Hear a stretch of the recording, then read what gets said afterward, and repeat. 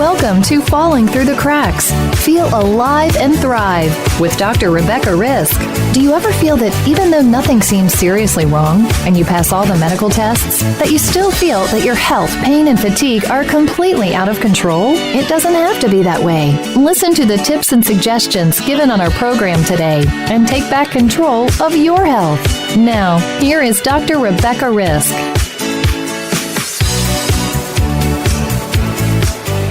Hi everybody, welcome to Falling Through the Cracks. Today we're speaking with Ora Nadrich, who is the founder and president of the Institute for Transformational Living. She is a certified life coach and certified mindfulness meditation teacher, as well as the author of the groundbreaking book, Says Who? How One Simple Question Can Change the Way You Think Forever. Ora, welcome to the show. Hi Rebecca, thank you for having me. So what inspired you to get involved in all of this and write this book and do, the life coaching and everything that you do? Well, I had been on a very deep, long psychospiritual journey for quite some time. I was always considered myself a seeker, but I had a very pivotal, significant incident happen for me when I was about 15 years old. I have two older sisters, and one of my sisters had a mental breakdown, and it was just devastating, and it just changed really all of our lives. But for me, being the youngest of four, it had impacted me so deeply that it really set me on this very long journey to understand the workings of the mind, because I went into deep fight or flight when that happened to her. I went into a deep fear state. And what happened when I was in that fear state, which we feel that our survival is very threatened and unstable, is that I told myself something out of fear, and that was that I was going to have a mental breakdown like my sister. So that thought really took hold in my psyche. I pretty much buried it into my subconscious, but then started to feel what I call in Says Who, my book, the side effects or the symptoms of a thought that we tell ourselves. And I really suffered a lot because of it. I had experienced deep anxiety. And fast forward, went on this deep psychospiritual journey to find out, again, what we're all about. What is a thinking mind about? Wanting to become more knowledgeable and aware of our thoughts. So, in your journey, it was interesting, and I think it's not uncommon. You were actually quite successful in a different career, and you were, getting all this anxiety. Can you just talk about what was happening, at that time for you? Because I think this is very common that we're good at what we do and we're successful, but we doubt ourselves or we doubt something in ourselves. Definitely. I mean, doubt and insecurity, fear, negativity. I mean, I call it basically the garden variety of the thinking mind. We all have those thoughts to varying degrees. It's what we do with those thoughts that's most important. And my work in particular is having created a method to help you identify a thought that is causing you, pain, discomfort or anxiety, which is what happened in my case, and know what to do with it. So, for me, I feel that by questioning our thoughts and understanding them, we can therefore change them. And that's what I had set out to do. And, I was somebody who was in basically living a life. I was an actress at the time when I was experiencing anxiety, and things on the surface seemed like they were going quite well for me, which they were. But I was at the effect of, again, a fear-based thought that was born out of my own thinking mind, and I was feeling anxiety. And so it's very important to be able to identify what we're feeling. I always say that there's always a thought behind a feeling. Sometimes we can't locate it and identify it, and that what really impedes our success or reaching the goals that we want to experience is oftentimes when we're stuck with those feelings like anxiety. So what does the title of your book mean, Says Who?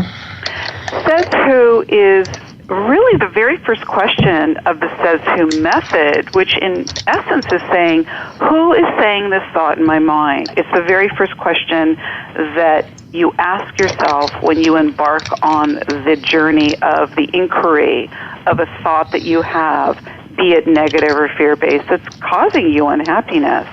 So that question again says, who is saying this thought in my mind? And so what ends up happening? Like wouldn't we all just be thinking that thought ourselves? You'd be amazed how many questions we don't ask ourselves. And that we just accept our thoughts readily. Do you know? I mean, we think up to 70,000 thoughts a day, and a very high percentage of those thoughts are negative and fear-based and not useful to us at all. So, what I offer up with the Says Who method is for people to really begin the questioning process, the inquiry, the investigation of their thoughts, especially the thoughts that are causing them unhappiness. So by asking that question, when you pretty much, agree to begin that inquiry and you ask yourself the 7 questions of the Says Who method, by asking Says Who, you really are taking responsibility for your thought, which is, who is saying this thought in my mind? Hence Says Who is telling me I'm unlovable? Who is telling me that I'm unworthy? Who is telling me that I'm never going to be successful at this, that, or whatever? We need to take responsibility for what we tell ourselves. Oftentimes it's a lot easier to push away what we tell ourselves or disconnect from what we're thinking or deny it or pretend we're not having it. So Says Who is a very bold, a very bold question to ask oneself. So, I think we can get into that more later because it's I think can be difficult for people to even realize that, especially if they're doing it on their own. I'm sure that you have these conversations with your clients, and I certainly do, and it's very difficult to get people to assess those thoughts. We've got a story behind them that they're real, and it's hard to shake up our core, Sure. to change that. Absolutely, and I think that's a very good point to bring up, because fear really is so much of what stops us from doing the very thing that can help us. So yes, it may seem like a daunting thing to do, to really go within and question our thoughts or a particular thought, or to unravel, or even just to be aware of the story that we tell ourselves. But, it is a very courageous step to take in knowing your thinking mind better. And oftentimes the fear that we have is really blown out of proportion. And when we are able to go in there and look at something a little more closely, it can dissipate a lot of the energy that the fear has around it, and I go more in depth in my book about leading you basically step by step into this process, which really can help you overcome the anticipation or the fear of getting to know your thoughts better. So, what is the difference between having thoughts and knowing our thoughts? Well, having thoughts is just allowing for your thoughts to occupy your mind. Yes, we have thoughts, and as I said, we can think up to 70,000 thoughts a day, not that we're cognizant of all the thoughts we have, but usually what gets our attention are the thoughts that we have most energy on, as I said, be it negative or fear-based thoughts. So we have all these thoughts, but we may not really understand and or know them very well, meaning why are we having them? Why are they having an effect on us? Why do they feel they have such a powerful hold on our psyche? It's like that, again, goes back into knowing the thoughts that you have. I say in Says Who, know your thoughts, not just the pretty ones. Yeah, I definitely agree. And I know that this is difficult for people, as I said before. I think it's very difficult to know them, to understand them, and to do the work that you have laid out in your book. It's scary. It's scary to recognize that we've been doing something our whole lives that are hurting us so much as well. Yes. And I think it's important, Rebecca, that you're bringing up that about it, because, yes, it is scary. When we've invested in a type of thinking that we are familiar with, familiarity is what we feel most comfortable with, and the unknown is frightening for us. And I think that's part of, that's very common. But it is becoming more familiar with the very thing we really do need to know. And sometimes what we're holding on to is not serving our well-being at all. So it's a bit of a double-edged sword and or a contradiction. You can hold on to what's familiar to you, but that very thing that's familiar to you is really causing you pain and suffering, which is why I wrote this book. I wanted to help people understand their thinking mind and be able to suffer less than what they were suffering about, which is so many of the thoughts that they have that they suffer with unnecessarily. I mean, if you shine light on your thoughts and understand them better and be able to logically deconstruct them and do what I say in the book, or use a technique that I've created called the release and replace technique, and learn the healthy habit of releasing a negative thought or fear-based thought that doesn't serve your well-being and learning how to replace it with one that does, excuse me, this becomes the familiar. This becomes the new normal, and this also becomes what I believe is the correct way to think. So how can we recognize a thought that is negative and that is causing us harm? I talk about being the observer of your thoughts. And what that means really is that when a negative or fear-based thought comes about, oftentimes we feel it viscerally. We feel it in the body. You know, I talked about fight or flight. That was my personal experience. I had a thought that came up for me in the foreground of my mind, and it caused me tremendous fear, and I felt it. You know, my heart started to pound. I felt really sweaty. I felt, you know, just like everything in the room was disappearing. I felt really frightened. So it's very important to acknowledge what we're feeling, even if we don't know the thought behind it. And that is the very first step you take into beginning to observe what you're feeling and want to do the inquiry, want to be able to say to yourself something like, oh, wow, I feel really scared right now, or I feel really anxious.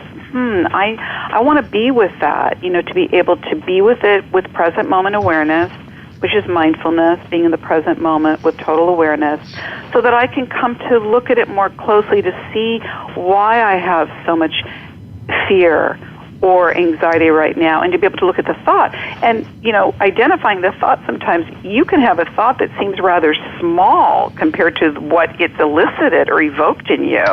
And that's why it's important to know the thought, because sometimes your thought isn't really worthy of the feeling that it's creating in you. Do you know?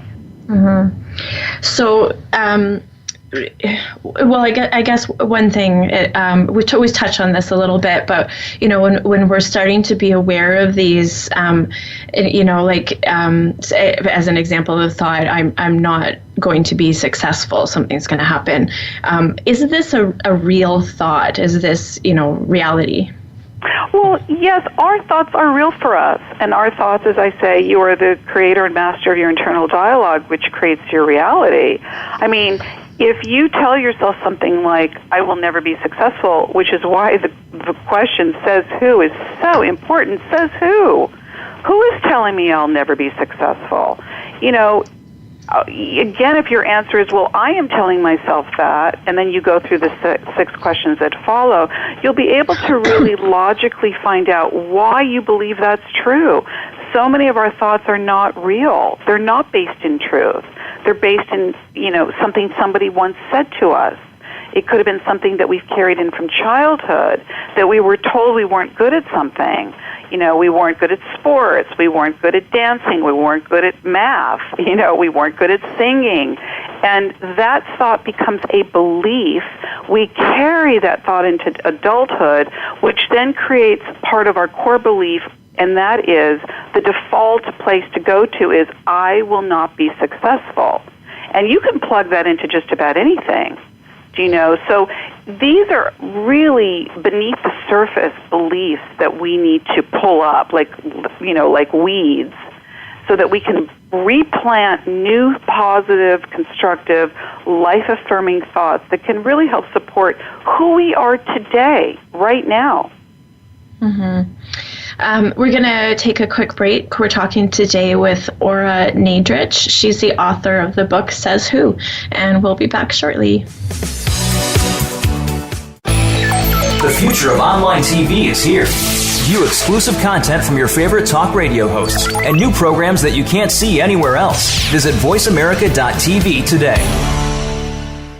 Healthcare has been a major part of news stories today, with one thing that has been consistent: inconsistency. Both healthcare providers and patients have to work around and get used to a constantly changing set of rules and issues. Nurses have historically been left out of this decision-making. Listen to Once a Nurse, Always a Nurse, Exploring the World of Nursing with host Leanne Meyer. Health professionals, we invite you to share your ideas and experiences while listening to experts in various areas of nursing. Listen Mondays at 1 p.m. Eastern, 10 a.m. Pacific on Voice America Health and Wellness.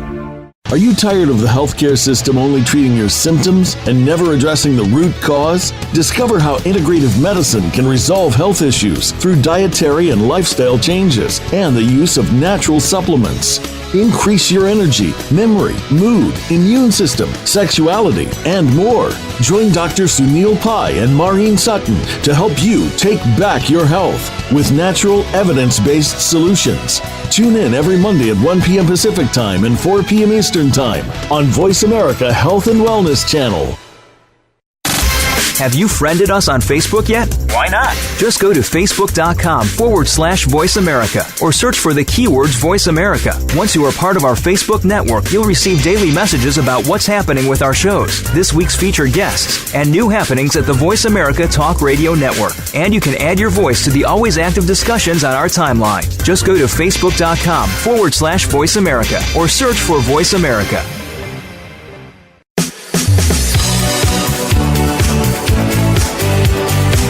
Thank you for tuning in to this week's edition of Falling Through the Cracks. Feel alive and thrive. Please join Dr. Rebecca Risk again next Monday at noon Eastern Time and 9 a.m. Pacific Time on the Voice America Health and Wellness Channel. We'll talk more next week. Hi, everybody. Welcome back. Today we're talking with Ora Nadrich. She is the author of the book Says Who? How One Simple Question Can Change the Way You Think Forever. So, Ora, you mentioned in the first segment a few times fear-based thoughts. So can you just explain to us what that is? Well, I talk in my book, the chapter on fear, is that there is fear that we have that is really basically genuinely helping or protecting us from a possible, frightening experience. And we can experience, as I said, in a fight or flight sensation. And then there are fear-based thoughts that come up, that we don't really know why we're feeling afraid, which is why we need to go one step further to find out what, in fact, is evoking that fearful feeling in us. And I use an example in Says Who that, let's say you're hiking and you are not in a fear-based state, you're just enjoying your hike and you encounter a snake. And you will go into, for the most part, for most people, a fight or flight state. Fear will come in, fear of survival, fear of being hurt. That is all natural. But what I go into deeper in that chapter is that unless we really put that fear into its proper place, meaning that doesn't mean that every time you're going to take a hike that you're going to encounter a snake. But if you have that fear in you, you're going to anticipate that every time you're hiking. So you need to put your fear in its proper place. You need to know when you're being signaled fear for a reason that is accurate, or fear-based thoughts that are coming up for you that could be based on an experience you once had out of your past. And I very much talk about the past of what once was versus what is in the present moment, or even fear and anxiety that we have about the future, a time that is yet to come. So I just want to, bring up an example of this. I know most people we know what fear is, but I don't think people always realize how much it's running their life. And, with my history with chronic Lyme, I get asked every day by my patients, what do you do? Do you go outside? And, there was a point where I was afraid, but now I always explain it. If you've been in a car accident before, you still have to get in a car again. Exactly. And you still still, you still have to, maybe you're safer and you've done some things to protect yourself a little bit, taken a course, or you stop speeding, or, being more cautious. And the same with going outside is I take precautions, but I don't cut myself off from living my life, because that puts me back into being just as sick as I was when I was sick and bedridden and couldn't go outside. Right. And I think your experience, I think your story is really a good one, Rebecca, because I think an example that I would put with that is that a fear-based thought based on what had happened to you would be that the thought would come up, I cannot go outside because I'm afraid I'm going to be, bit by a tick. Mm-hmm. I mean, the thoughts that come up that dictate to us being, paralyzed by acting, those are the thoughts that can keep being present, and those are the thoughts that we want to be aware of, observe, and question. And to counter that would be, like you said, no, I'm taking precautionary measures to cover my body, and I can go and take a walk without fearing that I'm going to get Lyme's disease again. These are the kinds of release and replace thoughts that I talk about in Says Who. So yes, fear is genuine, but when fear starts to come up and it stops us from doing the very thing we want to do, those are the type of fear-based thoughts that I say can be very counterproductive to us really getting on with our lives. I definitely agree. And, I see it all the time, and I don't think that people are aware, and I guess that's why you want people to know their thoughts and not just have them. That the anxiety and the fear that is running their life and overwhelming them, and often they think it's something else that's the problem, and they're not aware that really, they think it's I can't go outside because there's ticks, instead of I'm afraid to go outside, and it's the fear that's driving me. Yeah. And that's why it's so important to connect the dots, and Says Who really helps with that. It helps you be able to connect the dots that whether it's a feeling that you're experiencing not connected to the thought, or you have the thought and it's evoking a feeling in you, you then know how to work with it. You navigate it so that it doesn't stop you from, again, going outside for fear that you might be bit by a tick. It's learning the ways in which we can be aware, we can know what we're feeling, we can know what we're thinking, and then we work through it so that we can use productive, constructive thoughts that can be more beneficial to us rather than undermine and sabotage the very things we want to do. Yeah, I definitely agree. In your book, you talk about automatic thoughts. What are those? Automatic thoughts are thoughts that just pop up into our mind. They're not premeditated.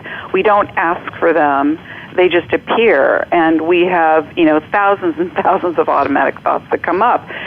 Automatic thoughts can come and go. As quickly as they pop into our mind, they can leave. I got to go to the market. Drive to the market. It's the automatic thoughts that I talk about that we have energy around. It's an automatic thought that, let's just say someone cuts you off in traffic, and the automatic thought would be, what an idiot. And, it's being mindful of the thoughts that are surrounding perhaps an incident that are not the premeditated, the thoughts that were not premeditated that just come up and, instruct us of something and remind us of something. It's like automatic, notifications that come up on our devices.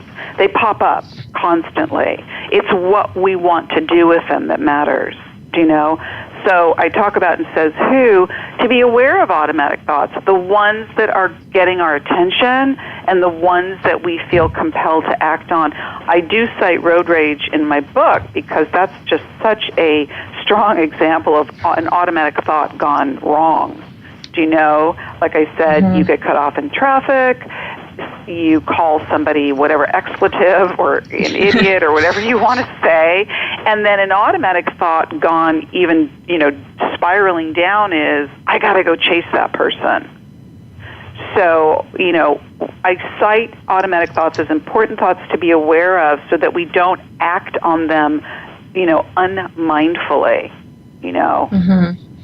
Yeah, so I guess that is a good example of how extreme those can be as well, because I think everybody's been in traffic and experienced, oh my God, what an idiot, they just cut me off, or they're going to cause an accident, or, why are they doing that instead of, either being okay with it or understanding there might be a mistake or something, Yeah.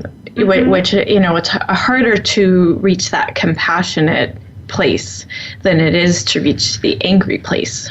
Yeah, automatic thoughts can come up so quickly, and we can be at the effect of them just as quickly, So it's an important type of thinking that I want people to be aware of. And again, some of them are very innocuous. An automatic thought can come up, and it's, again, like a friendly reminder, like almost like an alert.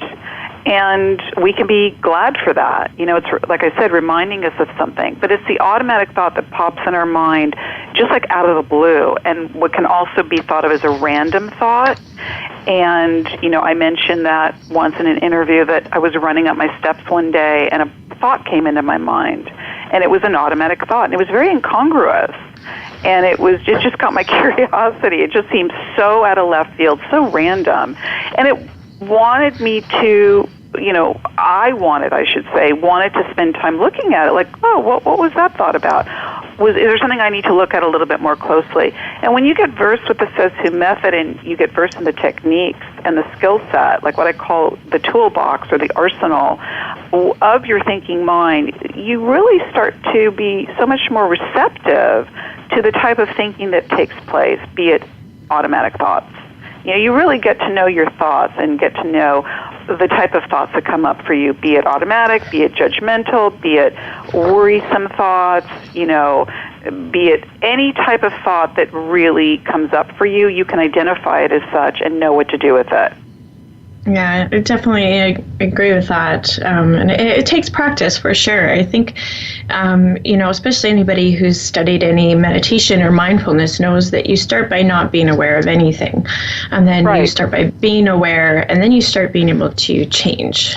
Exactly. And I really welcome, people to take that first step. This is a practice. It's a discipline. It's developing mind strength, like anything else that you want to do, be it get into shape, become a good cook, whatever it is you practice, these are the disciplines. This is mental discipline. Meditation helps you realize that, mindfulness is the practice of being in the present moment and being aware when you're stepping out of the present moment, and to gently, lovingly bring yourself back in the moment. So I know for the beginner, this can be a lot of information and can seem overwhelming, which is why I say, one step at a time, and I break that down and Says Who, teaching you how to take those steps. Mm-hmm. So can you tell us about being judgmental? Being judgmental, something we all do, whether we're being judgmental of ourselves or we're being judgmental of another person. These are also linked to what can be an automatic thought. I mentioned in Says Who, you walk into a party and you meet a person for the first time, and you can see how immediately you can be judgmental of them. And it could be for very superficial reasons, the way they look, the color of their skin, the sound of their voice, the way they wear their hair. We are very quick to size one another up with judgment. And I cite the difference between being judgmental and being discerning. Judgment is helpful too, and it's important to have opinions about what we feel is right or wrong, or what is pleasing to us and what is not.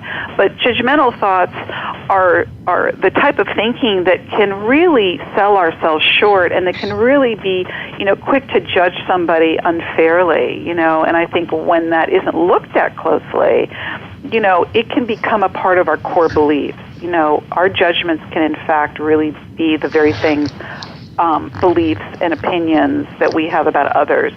Also, towards ourselves.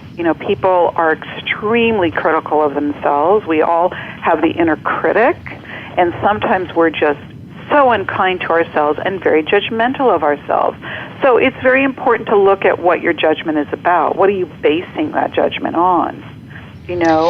it's very telling and revealing to us to find out, and sometimes it's to our surprise, how judgmental we can be. So again, it's reframing. You can have a quick snap judgment of somebody that you don't even know, and when you practice what I talk about in my book, be the observer of your thoughts, you can go, wow, that was really judgmental.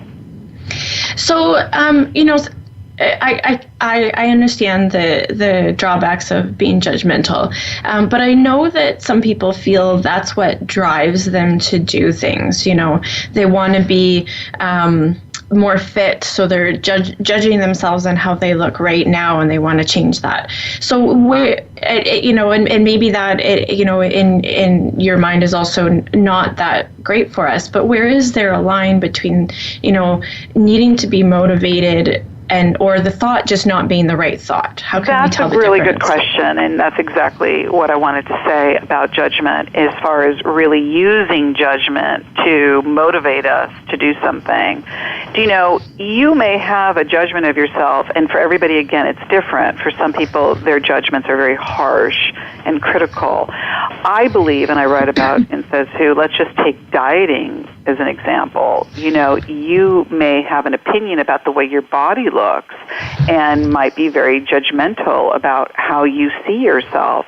But if your thoughts continue to be the harsh critic and be judgmental of yourself, you're going to eventually let yourself down, and you're going to eventually not be able to fulfill that goal, and that is to reach the goal of losing weight. I feel that that's why a lot of diets fail, because let's just say you set out a goal to lose weight, and your thoughts need to support the very thing you want to do. You can be hard on yourself. You can be a taskmaster. You can crack the whip if you feel that's going to help motivate you, but be very mindful of the thoughts that you're telling yourself.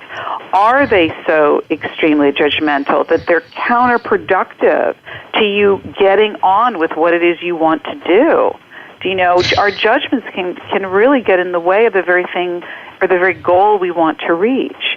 I just want to see if I have this right. So for wanting to lose weight and we're being critical of ourselves, and say we fail, or we're not necessarily even fail, but we have a day where we have a piece of pie that's not supposed to be allowed, right. whatever rules you're going by. I know there's a lot of strict things out there, and then you start beating yourself up. Oh, I'm a loser, whatever. Right. And then the next day you're like, well, I don't, I'm not really good at this anyway, and then you fall off completely because you're being so judgmental and hard on yourself. That's exactly right. And that's what happens. And again, everything in moderation, the word judgment, I feel that there's good of that as well, meaning we need to have an inherent understanding of what is right and wrong, our moral and ethical compass of how we, guide ourselves in this life. I understand that, and it all has its proper place. Judgment, as far as just the way we apply it to our lives daily, practical application of judgment, it can really get in the way, and it can be extremely harsh, and it can be the very thing that gets in the way of what it is we want to do. So, for example, again, I feel that dieting is such a universal way in describing how often they fail, is the very first time you want to sneak that piece of cake or have that cookie or whatever. The voice in you can be so harsh and mean and unkind and unforgiving and be such a harsh judge that you're like, oh, forget it. Why even bother? I'm such a failure at this. I'm not good at anything. And then you start the downward spiral inner dialogue. And that's what I want people to be mindful of. Do you know? You want to work with your thoughts. You want them to serve your well-being in the best way possible. We're going to take a quick break. We're talking today with Ora Nadrich. She's the author of Says Who, and we'll be back shortly. Get the news on our shows and other happenings by following us on Twitter. Find us at VoiceAmericaTRN or twitter.com/VoiceAmericaTRN. Healthcare has been a major part of news stories today, with one thing that has been consistent: Inconsistency. Both healthcare providers and patients have to work around and get used to a constantly changing set of rules and issues. Nurses have historically been left out of this decision-making. Listen to Once a Nurse, Always a Nurse, Exploring the World of Nursing with host Leanne Meyer. Health professionals, we invite you to share your ideas and experiences while listening to experts in various areas of nursing. Listen Mondays at 1 p.m. Eastern, 10 a.m. Pacific on Voice America Health and Wellness. Get the news on our shows and other happenings by following us on Twitter. Find us at Voice America TRN or twitter.com/Voice America TRN.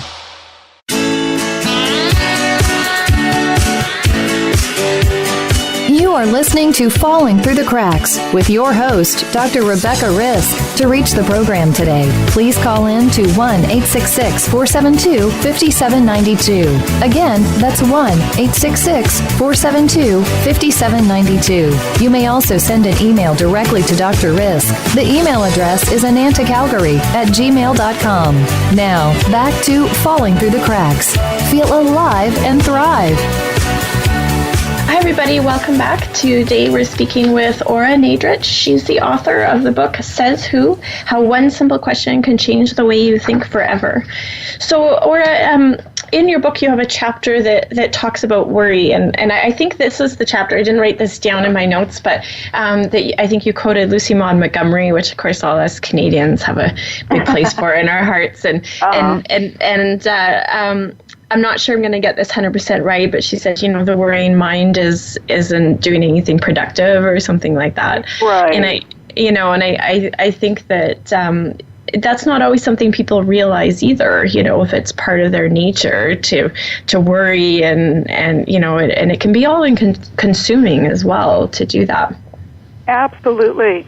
Excuse me. Again, that's the point that I'm making is you want to make sure that your thoughts don't take you over and make you feel powerless, which oftentimes is the case.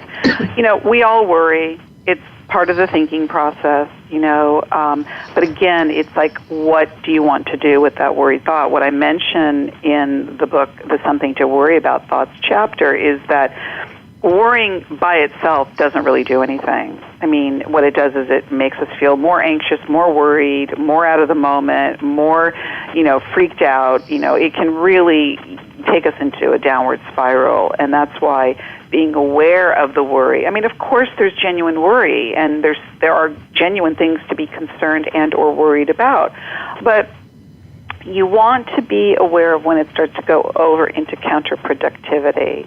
I mentioned in the book, let's just say you're worried about something, somebody that you love that's near and dear to you is having a health crisis, or maybe they're going to have a procedure or surgery and you're super worried about that.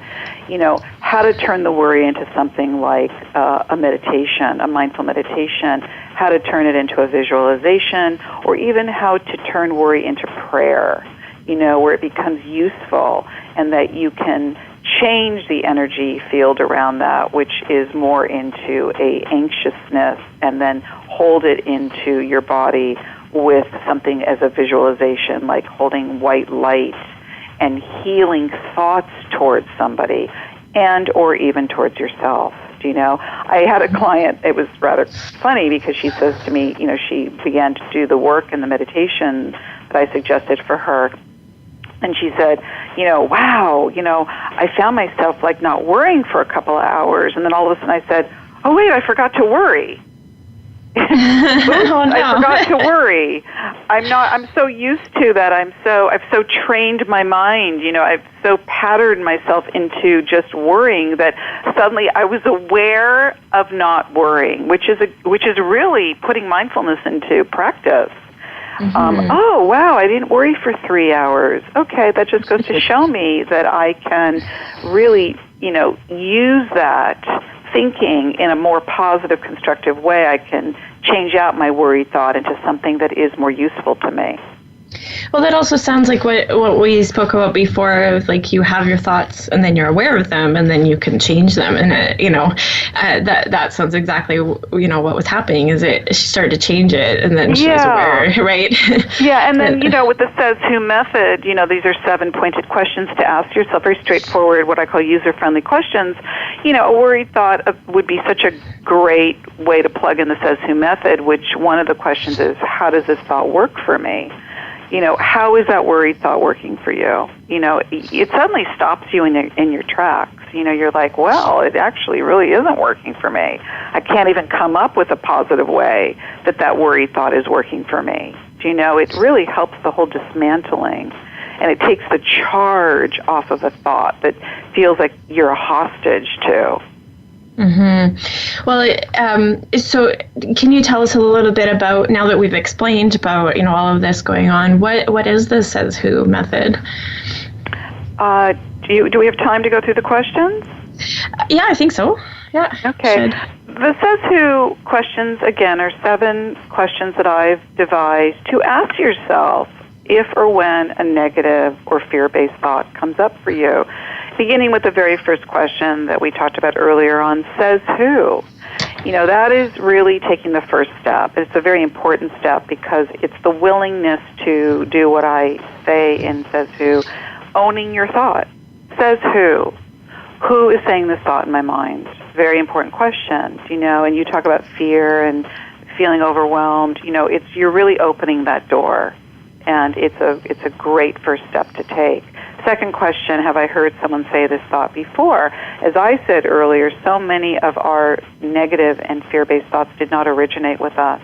It was something that we may have heard growing up. It's something that maybe a parent or an authority figure or a teacher told us about ourselves or said something about us to us, and we believed it to be true. It could have been the bully on the schoolyard. It could have been, a friend who said something mean to you. So it's very important to identify a thought that we hold on as our own that didn't even originate with us. Third question, do I like this thought? One of my personal favorites, such an easy question to ask ourselves. We can think a thought, and it's just really unlikable. There's like nothing pleasant about it. It's just annoying, it's mean, it's unkind, and it's just flat out unlikable. So that's again, I like to ask myself, like, do I even like this thought? No, I really don't. So it really puts it right into proper perspective. Fourth question, does this thought make me feel better? Also, what is it about our negative thoughts that make us feel better? They really don't make us feel very good. Unless you like that feeling, to be able to ask yourself, how does this thought make me feel better? Does it make me feel happy? Does it make me feel good in my body? Does it make me feel, inspired? Does it make me feel motivated? How does this negative or fear-based thought make me feel better? How is it adding or enhancing my life? Fifth question, does this thought work for me? As I mentioned earlier, what is it about your negative or fear-based or worried or, any thought that you have that is disruptive? How is it working for you favorably? Very important to be able to identify, what in fact is that thought doing that's working favorably for you. I say your thoughts should be your dutiful soldiers. They should be working for you favorably. They should be serving your well-being. Sixth question, am I in control of this thought? So often my clients will say to me, I feel so out of control. I feel like my thought has power over me. I feel like it just runs the show. And that is how it feels. It feels that way when we give our thoughts power over us. But in fact, we are creating them and we can change them. So we have power over them. We are in the driver's seat. Seventh question, do I want to keep this thought or let it go? The final question to ask yourself, when you've identified that thought with asking yourself who is saying it in your mind, if it's you or someone else, do you like this thought? If the answer is no, does this thought make you feel better? No, it doesn't. Does this thought work for you? No, it doesn't. Are you in control of this thought? It doesn't feel that way. When you get to the seventh question, do I want to keep this thought or let it go? I would say that practically everybody that I work with has a resounding yes. I am ready to let this thought go. I think that's pretty powerful, and I know it can be hard to get to that point as well. Being ready, sometimes our beliefs and our thoughts are, part of our core, and it's very hard to make that change. And you might not be ready, and that's why this is a technique. This is a method that you can ask yourself over and over and over again. I think it's very honest to say, I've answered all these questions with the answer being no. I recognize that this thought does not serve my well-being, that it causes me unhappiness and or suffering, but I'm not ready to let it go, and be with it and go even further as to why you feel you're not ready to let that thought go. Why do you feel you need to hold on to it? This is the inquiry. And don't be afraid. Take it. It's okay. It's okay to ask yourself those questions. And it's okay even if you're not ready to let that thought go. But you wouldn't be picking up that book. You wouldn't be attempting to do this method if you really weren't ready to change those thoughts that are not making you happy, those thoughts that are causing you pain or suffering. Somewhere in there that that's true. And somewhere at one point, maybe not right now, you will take that first step to change it out. So when somebody is working through this process, because it sounds nice to listen to it, but I know that things don't change overnight. So how long does this process actually change where people start to see, the results that they want? I get so many people say to me, with something like what I start with in my book called the observer versus reactor mode, putting that into motion of really becoming more aware, mindfully aware of your thoughts, people will say to me, wow, I'm suddenly aware of my negative thoughts. And I don't judge them, I'm just more aware of them. So with every step of the book, something happens. A shift starts to happen. And when you practice the Says Who method and you learn it by heart and you learn those questions really quickly, you're going to see immediate changes. And it's only going to get better from there. When we become familiar with something, when we know how to work something, we just get better at it. It's like anything else. It's like the more you commit to it, I say, if you commit to this, it commits to you. And it will support you in learning how to develop new neural pathways in your mind that you won't be as quick to default to accepting negative thinking, but in fact, support your thoughts with positive ways of thinking. This becomes more second nature for you. This will become more familiar, and these will become a new, wholesome thinking habit for you. And I've had people contact me that have just had extraordinary results. They consider themselves a very negative person or felt that they were living by fear-based thoughts a lot, and they basically feel like they're running the show. And by the way, I just want to add this. Negative thoughts will come up again. I didn't write a quick fix book. I didn't write a book like, hey, let's just think positive thoughts all the time and positive. That's not real. That's not true. Negative and fear-based thoughts are part of your thinking process. You now will know what to do when they come up. And you will be the one that's in control. It will not feel like it's controlling you. I can definitely see that. And I think it's also important to mention, just like when we gave the example of losing weight and then you fall off the wagon, you got these negative thoughts. I know when people try to work on things like this, they get the negative thoughts of, oh, I had a thought, so now I'm failing at this. And it is hard to change, that core. And, it just takes that time and that awareness and that willingness to It's true. And I want to say that, even the things that we say to ourselves, even if we acknowledge something like, oh, it's hard to change, be mindful of what you're saying to yourself. It's hard to change. Yes, that is true. There are truths about what we tell ourselves in part, but we want to be mindful of that thought doesn't turn into a belief. Because if you keep holding that as your mantra or your affirmation, it's hard to change, then you will be succumbing to that belief, and it will be that much harder to change. So that's how mindful you really want to be about what, in fact, you're telling yourself. you can say something like, it's hard to change, but I'm going to make every effort to change. Mm-hmm. And I talk about that in the book as well. Make sure you don't have two thoughts that conflict and cancel each other out. Even if you have a thought that's, negative or perhaps even factual, yes, it is hard to change, but I'm not going to live by that. That's not going to be my golden rule. Yeah, exactly. So now, is there any way that somebody can get a hold of you or your book if they want more information? Sure. You can reach me by my website, oranadrich.com. My book, Says Who, can be ordered through Amazon very quickly. You can receive it. On my website, there are tabs of, my schedule, what I'm doing. I just actually revised my website, so it's got so much on it going on.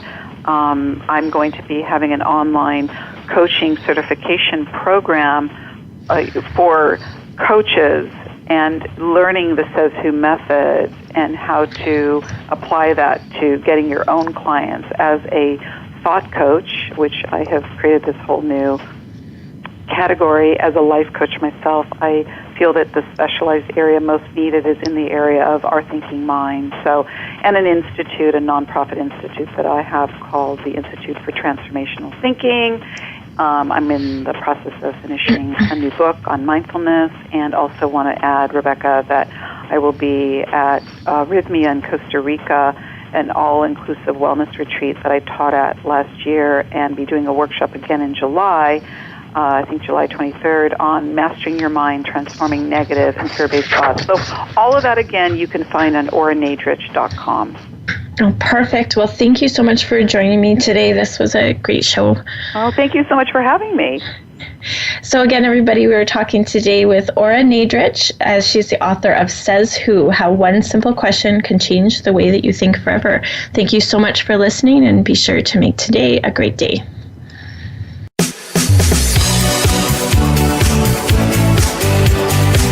Thank you for tuning in to this week's edition of Falling Through the Cracks. Feel alive and thrive. Please join Dr. Rebecca Risk again next Monday at noon Eastern Time and 9 a.m. Pacific Time on the Voice America Health and Wellness Channel. We'll talk more next week.